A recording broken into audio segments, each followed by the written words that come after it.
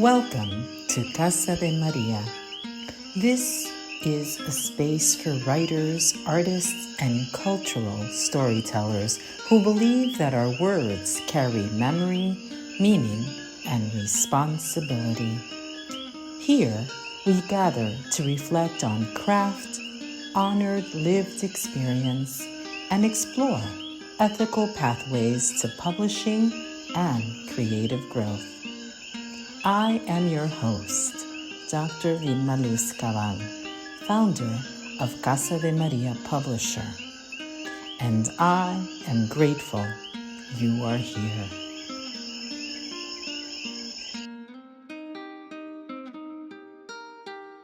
Welcome back to La Casa de María Publisher podcast, Write, Reflect, Reimagine. Today's episode is called Sustaining a Writing Life.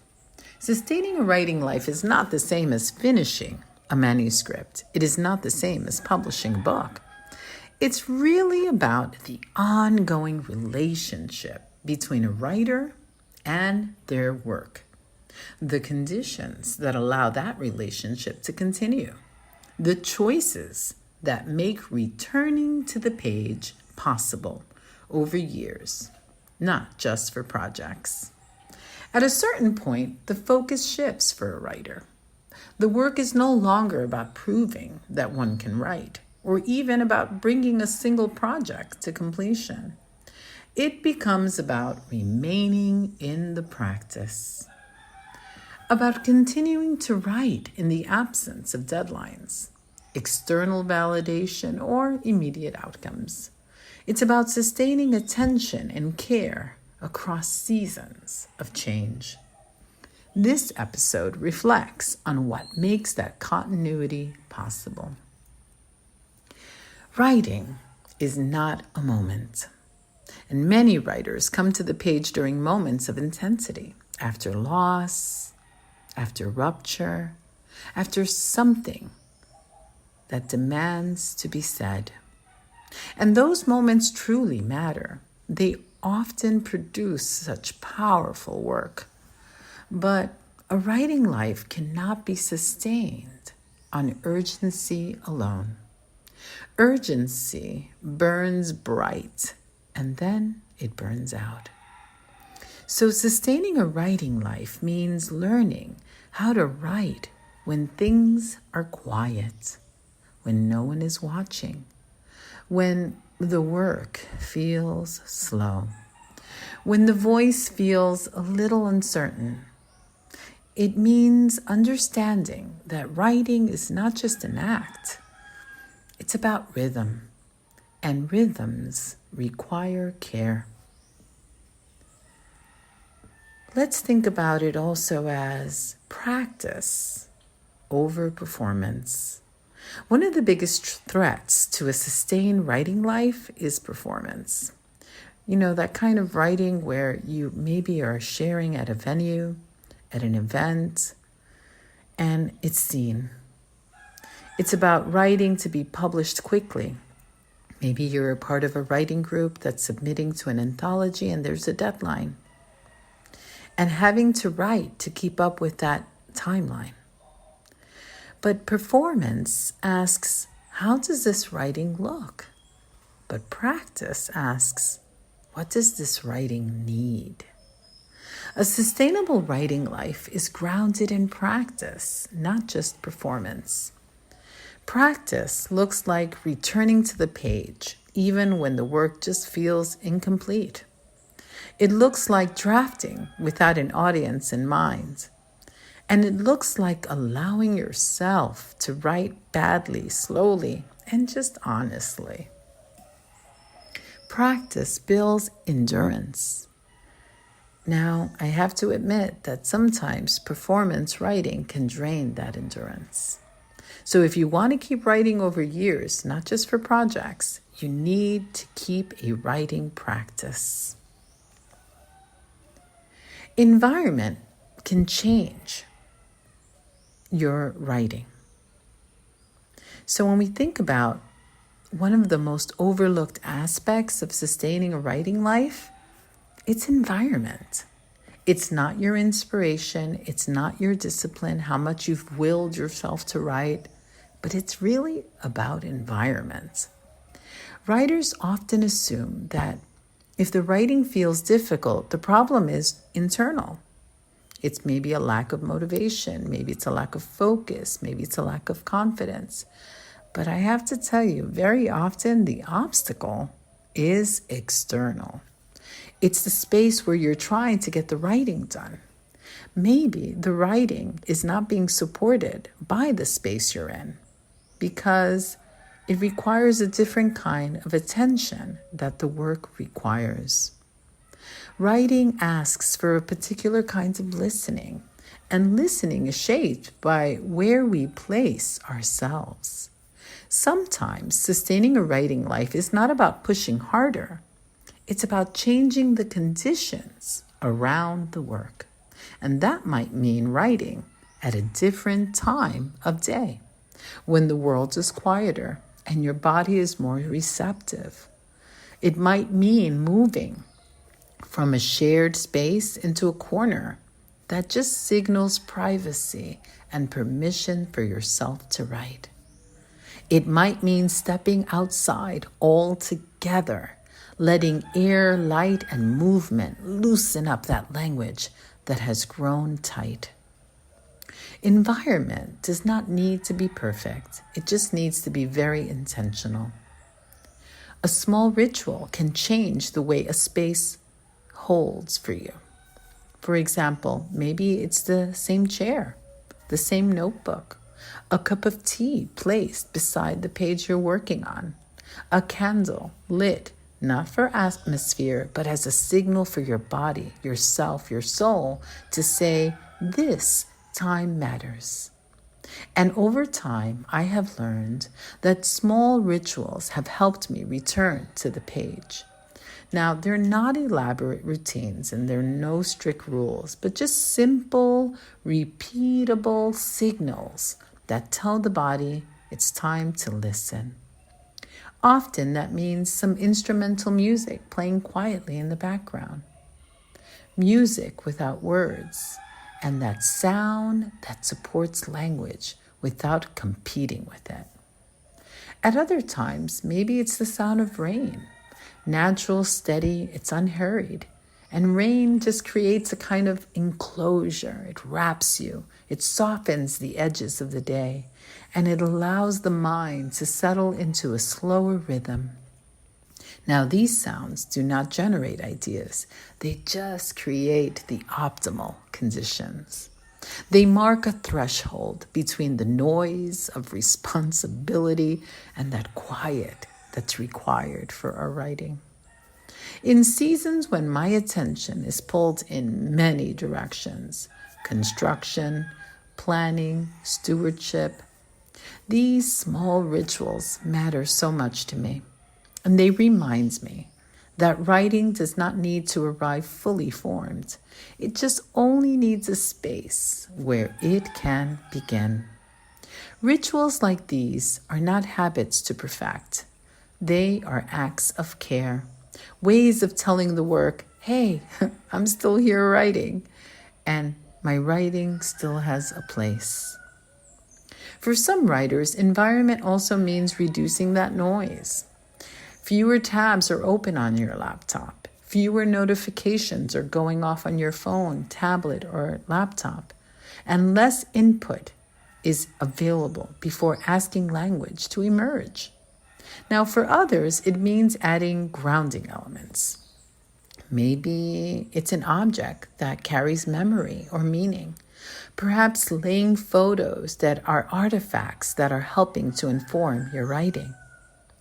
Now, there's no single environment that guarantees writing, but there's always an environment that makes writing harder than it needs to be. So sustaining a writing life requires noticing this. Ask yourself, where does my attention settle most easily? What is the space that invites patience rather than urgency? And what conditions allow me to stay with the work longer, not faster? Changing your environment is not about avoidance. It's about your spirit adapting and dedicating itself to your writing. It is the writer learning how to support their own practice. And sometimes the smallest little shift in settling makes the greatest difference in whether that work will continue. So let's make room for the writer that you are now. Many writers stop because they're trying to remain the writer that they used to be. Now, I know this because I had to confront it myself. After publishing a memoir, I found the next project I didn't immediately arrive the same way. The urgency was different. The form was different. The language it required was different. Now, I'm not drawn toward poetry, not away from narrative, but toward a form that can hold what is being lived right now in this moment.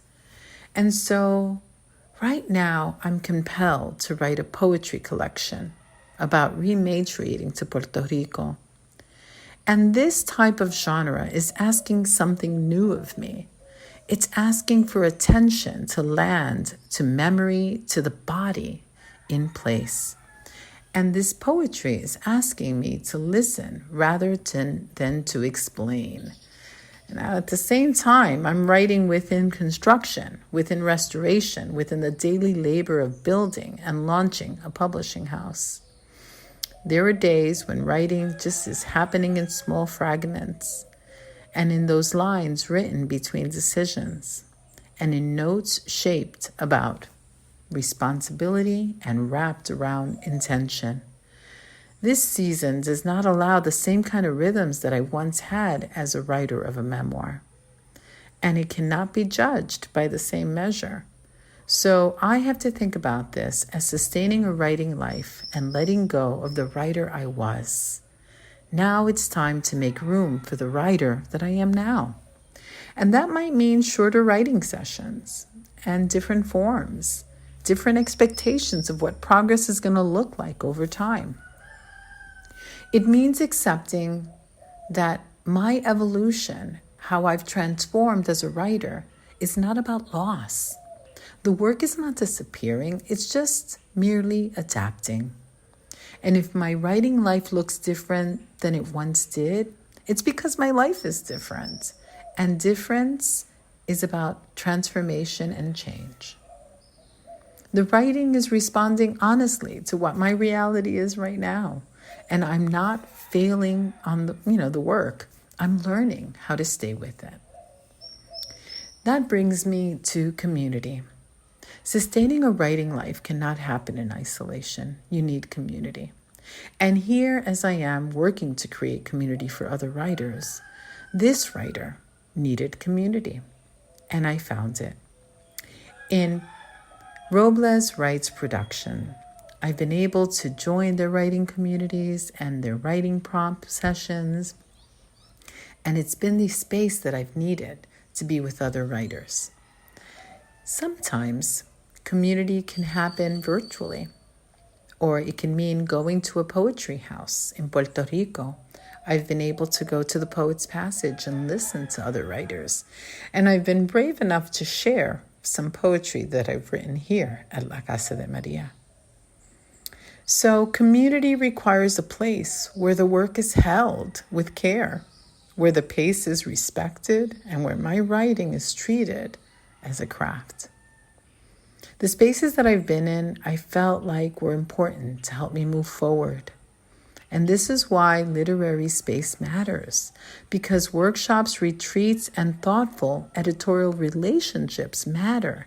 And they remind us that writing does not have to be done alone, and that we can remain in the work. We just have to remain connected. Another important part of sustaining a writing life is rest. Rest is a part of the work. Sustaining a writing life also means knowing when to stop and to rest. Now, don't see this as quitting or abandoning the work, but just, stepping back with intention. Rest allows language to just settle. It allows insight to mature, and it allows the writer to return with clarity instead of just being exhausted. A writing life that does not include rest will not last. Rest is not separate from the work. Rest is a part of the work. So sustaining a writing life is not about constant output. It's about continuity. What are you doing to keep the work going? It's about choosing again and again to return to the page, not because someone is watching, but because the work still matters to you. If you are writing slowly, guess what? You're still writing.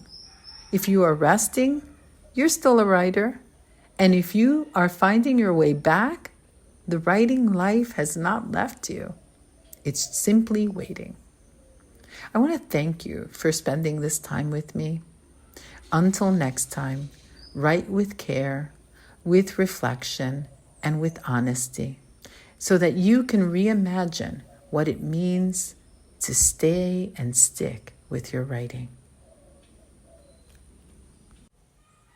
In our next episode, we move from the quiet practice of writing to the courage of speaking. We're going to explore what happens when a voice that once learned silence chooses to rise. Our conversation will begin in Hartford, Connecticut, where murals stretch across brick walls in vibrant color. It's going to be on Park Street, a community that has painted the face of a woman who has spent more than 2 decades standing beside young people and families navigating violence, grief, and systems that too often overlook them. Our author is Jacqueline Santiago, and long before her image appeared on those walls, there was a young girl who believed that staying quiet felt safer. But over time, that silence changed, and her voice became advocacy, and advocacy became service, and service became legacy. In episode 11, we're going to reflect on what happens when speaking up becomes a way of life, when voice moves beyond personal healing and begins to change communities. Join me for our next conversation with our guest author, Jacqueline Santiago, titled The Legacy of Speaking Up. Thank you for spending this time with me. If today's conversation resonated, I invite you to explore our free webinars, writing retreats in Puerto Rico, and our curated anthologies at Casa de María Publisher. Your voice matters. Your story deserves care. Until next time, write with intention and courage. Pen your passion. Publish your promise at Casa de María Publisher.